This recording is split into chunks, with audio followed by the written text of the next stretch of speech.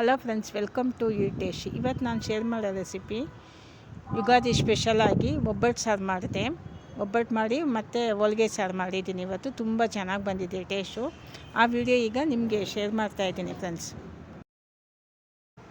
ಒಬ್ಬಟ್ಟು ಸಾರು ಹೆಂಗೆ ಮಾಡೋದಂತ ನೋಡ್ಕೊಳ್ಳೋಣ ಬನ್ನಿ ಫ್ರೆಂಡ್ಸ್. ಅದಕ್ಕೂ ಮುಂಚೆ ಮಾಮೂಲಿ ನನ್ನ ವಿಡಿಯೋ ಫಸ್ಟ್ ಟೈಮ್ ನೋಡೋದಾದರೆ ಸಬ್ಸ್ಕ್ರೈಬ್ ಮಾಡ್ಕೊಂಡು ನೋಡಿ, ಪಕ್ಕದಲ್ಲಿರೋ ಬೆಲ್ಲೈಕನ್ನ ಪ್ರೆಸ್ ಮಾಡಿ.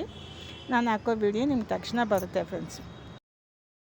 ಬನ್ನಿ ಫ್ರೆಂಡ್ಸ್, ವಿಡಿಯೋಗೆ ಹೋಗೋಣ. ಫಸ್ಟು ನಾನು ಇದಕ್ಕೆ ಒಂದು ಪೌಡ್ರ್ ರೆಡಿ ಮಾಡ್ಕೊಳ್ತೀನಿ. ಒಂದು 2.5 ಟೇಬಲ್ ಸ್ಪೂನಷ್ಟು ಜೀರಿಗೆ,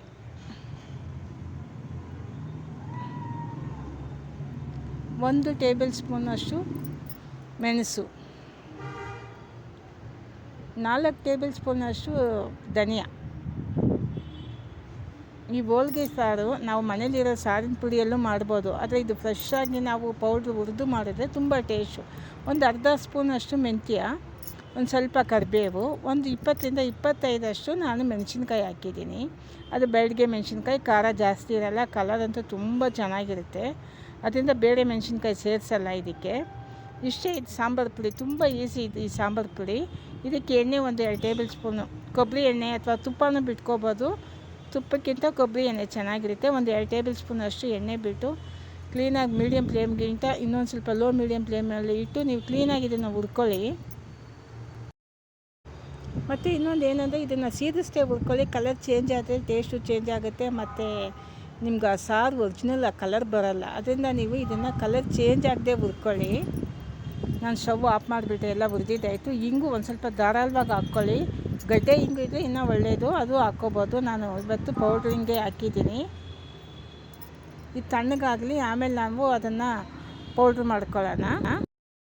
ಈಗ ಹೋಳಿಗೆ ಸಾರು ಒಗ್ಗರಣೆ ನೋಡ್ಕೊಳ್ಳೋಣ. ಎಣ್ಣೆ ಒಂದು ಸ್ವಲ್ಪ ಧಾರಾಳವಾಗೇ ಬಿಟ್ಕೊಳ್ಳಿ. ಎಣ್ಣೆ ಕಾದಿದ ತಕ್ಷಣ ಸಾಸಿವೆ ಸಿಡಿಲಿ. ಕರಿಬೇವು, ಹಸಿಮೆಣಸಿನ್ಕಾಯಿ ಒಂದು 4 ಕಟ್ ಮಾಡಿ ಇಟ್ಟಿದ್ದೀನಿ, ಅದನ್ನು ಸೇರಿಸ್ಕೊಳ್ಳಿ. ನೋಡಿ, ಕರಿಬೇವು ಎಣ್ಣೆ ತೊಳೆದು ರಾತ್ರಿ ಇಟ್ಟಿದ್ದೆ, ಅಷ್ಟು ಬೇಗ ಡ್ರೈ ಆಗಿದೆ. ಟೊಮೊಟೊ ಒಂದು 2 ಸಣ್ಣ ಪೀಸಾಗಿ ಕಟ್ ಮಾಡಿ ಹಾಕ್ಕೊಳ್ಳಿ. ನಾನು ಹೋಳಿಗೆ ಸಾರಿಗೆ ಟೊಮೊಟೊ ಜಾಸ್ತಿ ಹಾಕಲ್ಲ, ಸಣ್ಣ ಟೊಮೊಟೊನೇ ಒಂದು 2 ಸೇರಿಸಿದ್ದೀನಿ. ಅದು ಚೆನ್ನಾಗಿ ಫ್ರೈ ಆಗಬೇಕು, ಸಾಫ್ಟ್ ಆಗಬೇಕು ಟೊಮೊಟೊ. ಈಗ ನಾನು 1 kg ಬೇಳೆ ಕಟ್ಟು, ಇದು 1 kg ಬೇಳೆನ ಬೇಯಿಸಿ ಕಟ್ಟಿಟ್ಟಿದ್ದೀನಿ. ಒಂದು ಒಬ್ಬಟ್ಟು ಅಷ್ಟು ಹೂರಣ ಇಟ್ಟಿದ್ದೀನಿ. ಇದು ಬೇಳೆ ಕಟ್ಟಲ್ಲೇ ಅದನ್ನು ನೀವು ಮಿಕ್ಸ್ ಮಾಡ್ಕೋಬೇಕು. ನಿಮ್ಗೆ ಇನ್ನೂ ಜಾಸ್ತಿ ಸ್ವೀಟ್ ಬೇಕಾದರೆ ನೀವು ಇನ್ನೊಂದು ಸ್ವಲ್ಪನೂ ಹಾಕ್ಕೋಬೋದು ಹೂರಣನ. ನಾನು ಒಂದು ಒಬ್ಬಟ್ಟು ಮಾಡೋಷ್ಟು ಇಟ್ಟಿದ್ದೀನಿ ಸಾಕಂತ. ಇದು ಹುಣಸೆ ಹುಳಿ, ಅಂದರೆ ನಾನು ಒಂದು ನೆಲ್ಲಿಕಾಯಿ ಅಷ್ಟು ಹುಣಸೆನ ತಗೊಂಡು ಕಿವುಚಿ ನೀರು ಇಟ್ಟಿದ್ದೀನಿ. ಈಗ ಬೇಳೆ ಕಟ್ಟೆಲ್ಲ ಹಾಕಿದ್ದಾಯಿತು. ನೀವು ಇನ್ನೊಂದು 2 ಲೋಟ ನೀರು ಬೇಕಾದರೆ ಹಾಕ್ಕೋಬೋದು. ಒಂದು ಸಣ್ಣ ಪೀಸು ಬೆಲ್ಲ ಹಾಕಿದ್ದೀನಿ.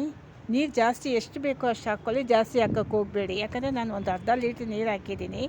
1 ಲೀಟ್ರಷ್ಟು ನನಗೆ ಬೇಳೆ ಕಟ್ಟು ಸಿಕ್ತು. ಈಗ ರುಚಿಗೆ ತಕ್ಕಷ್ಟು ಉಪ್ಪು ಸೇರಿಸ್ಕೊಂಡೆ. ಈಗ ನಾನು ಮಾಡಿರೋ ಸಾಂಬಾರು ಪುಡಿ, ಅಂದರೆ ಹೋಳಿಗೆ ಸಾರು ಪೌಡ್ರ್, ಇದು ತುಂಬ ಈಸಿ ಈ ರೆಸಿಪಿ ನಾವು ಮಾಡೋದು. ನಿಮ್ಮ ಖಾರ ಎಷ್ಟು ಬೇಕೋ ಅದಕ್ಕೆ ತಕ್ಕಷ್ಟು ಹಾಕ್ಕೊಳ್ಳಿ. ನಾನು ಫಸ್ಟು 2 ಟೇಬಲ್ ಸ್ಪೂನ್ ಅಷ್ಟು ಹಾಕ್ಕೊಂಡೆ, ಖಾರ ಸಾಕಾಗಿಲ್ಲ, ಮತ್ತು 1 ಟೇಬಲ್ ಸ್ಪೂನ್ ಅಷ್ಟು ಹಾಕಿದ್ದೀನಿ. ಅರಿಶಿನ ಪುಡಿ,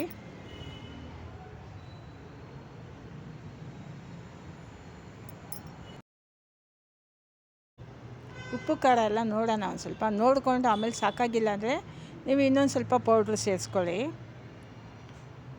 ಈಗ ಕಡಿಮೆ ಇದೆ, ನಾನು ಇನ್ನೊಂದು ಟೇಬಲ್ ಸ್ಪೂನು ಅಷ್ಟು, ಟೇಬಲ್ ಸ್ಪೂನ್ಗಿಂತ ದೊಡ್ಡ ಸ್ಪೂನ್ ಅದು, ಅದರಲ್ಲೇ ಸೇರಿಸ್ತಾ ಇದ್ದೀನಿ. ನಾನು 3 ಟೇಬಲ್ ಸ್ಪೂನು ಸೇರಿಸಿದ್ದೀನಿ ಈಗ, ಅಂದರೆ ದೊಡ್ಡ ಸ್ಪೂನಲ್ಲೇ 3 ಸ್ಪೂನ್ ಸೇರಿಸಿದ್ದೀನಿ. ಇದು ಬೆಳಗ್ಗೆ ಮೆಣಸಿನ್ಕಾಯಿ ಒಂದು ಸ್ವಲ್ಪ ಖಾರ ಕಡಿಮೆ, ಅದರಿಂದ ಜಾಸ್ತಿನೇ ಹಾಕಬೇಕು ಇದಕ್ಕೆ. ಕಲರ್ ಅಂತೂ ತುಂಬ ಚೆನ್ನಾಗಿರುತ್ತೆ ಈ ಬೆಳಗ್ಗೆ ಮೆಣಸಿನ್ಕಾಯಲ್ಲಿ ನಾವು ಮಾಡೋ ಪೌಡ್ರು. ನೀವು ಬೇರೆ ಮೆಣಸಿನ್ಕಾಯಿ ಎಲ್ಲ ಸೇರ್ಸೋಕ್ಕೆ ಹೋಗಬೇಡಿ, ಬರೀ ಬೆಳಗ್ಗೆ ಮೆಣಸಿನ್ಕಾಯಿನೇ ಹಾಕ್ಕೊಳ್ಳಿ, ಚೆನ್ನಾಗಿರುತ್ತೆ. ಇದು ಕುದಿಯೋಕ್ಕೆ ಸ್ಟಾರ್ಟ್ ಆಗುತ್ತೆ. ಈಗ ಇನ್ನೇನು 5-10 ನಿಮಿಷ ಸರಿಯಾಗಿ ಮೀಡಿಯಮ್ ಫ್ಲೇಮಲ್ಲಿಟ್ಟು 10 ನಿಮಿಷ ಚೆನ್ನಾಗಿ ಕುದಿಸೋಕೆ ಬಿಡಿ. ಚೆನ್ನಾಗಿ ಕುದಿಬೇಕು ಒಂದು 10 ನಿಮಿಷ. ಹುಣಸೆಹಣ್ಣು ವಾಸನೆ ಮತ್ತು ಬೇಳೆ ಕಟ್ಟು ಹಸಿ ವಾಸನೆ ಇದು ಮತ್ತು ನಾವು ಹುರಿದು ಪೌಡ್ರ್ ಮಾಡಿರ್ತೀವಲ್ಲ ಆ ಪೌಡ್ರ್ ವಾಸನೆ ಎಲ್ಲ ಹೋಗಬೇಕು. ಸರಿಯಾಗಿ 10 ನಿಮಿಷ ಆಗಬೇಕು. ಈ ಸಾರು ಕುದೀತಾ ಸ್ಮೆಲ್ ಅಂತೂ ತುಂಬ ಚೆನ್ನಾಗಿರುತ್ತೆ, ಘಮ ತುಂಬಾ ಚೆನ್ನಾಗಿರುತ್ತೆ ಆ ಸ್ಮೆಲ್ಲು. ಈಗ 10 ನಿಮಿಷ ಆಗ್ತಾಯಿದೆ. ಇನ್ನೇನು ಒಗ್ಗರಣೆ ಮಾಡಬೇಕು. ತುಪ್ಪದಲ್ಲಿ ಒಗ್ಗರಣೆ ಮಾಡಬೇಕು. ಇದಕ್ಕೆ ಸೈಡ್ ಡಿಶ್ ಏನು ಬೇಡ, ಬರೀ ಹಪ್ಪಳ ಇದ್ರೂ ಸಾಕು. ಇವತ್ತು ನಮ್ಮ ಮನೇಲಿ ನಾನು ಆಲೂಗಡ್ಡೆ ಪಲ್ಯ ಕೋಸಂಬರಿ ಮಾಡಿದ್ದೀನಿ. ಜೊತೆಗೆ ಹಪ್ಪಳ ಇದ್ದರೆ ಸಾಕು, ತುಂಬಾ ಚೆನ್ನಾಗಿರುತ್ತೆ ಹಬ್ಬದ ಊಟ. ಫ್ರೆಂಡ್ಸ್ 10 ನಿಮಿಷ ಆಯಿತು. ಈಗ ಸ್ಟವ್ ಆಫ್ ಮಾಡಿಬಿಟ್ಟು ಹಿಂಗು ಒಂದು ಸ್ವಲ್ಪ ಧಾರಾಳವಾಗಿ ಸೇರಿಸ್ಕೊಳ್ಳಿ. ಒಂದು 2 ಟೇಬಲ್ ಸ್ಪೂನ್ ಅಷ್ಟು ತುಪ್ಪ ಬಿಟ್ಟು ಸಾಸಿವೆ, ಕರಿಬೇವು, 2 ಗುಂಟೂರು ಮೆಣಸಿನ್ಕಾಯಿ ಹಾಕಿ ಒಗ್ಗರಣೆ ಮಾಡಿದ್ದೀನಿ. ಮತ್ತೆ ಒಗ್ಗರಣೆ ಮಾಡಲೇಬೇಕು, ತುಂಬ ಚೆನ್ನಾಗಿರುತ್ತೆ ಆ ಸ್ಮೆಲ್ಲು. ಈಗ ಕೊತ್ತಂಬರಿ ಸೊಪ್ಪು ಹಾಕಿದ್ರೆ ರೆಡಿ ಆಯಿತು ಒಬ್ಬಟ್ಟಿನ ಸಾರು. ಯುಗಾದಿ ಸ್ಪೆಷಲ್ ಒಬ್ಬಟ್ಟಿನ ಸಾರು ತುಂಬ ಚೆನ್ನಾಗಿ ರೆಡಿಯಾಗಿದೆ ಫ್ರೆಂಡ್ಸ್.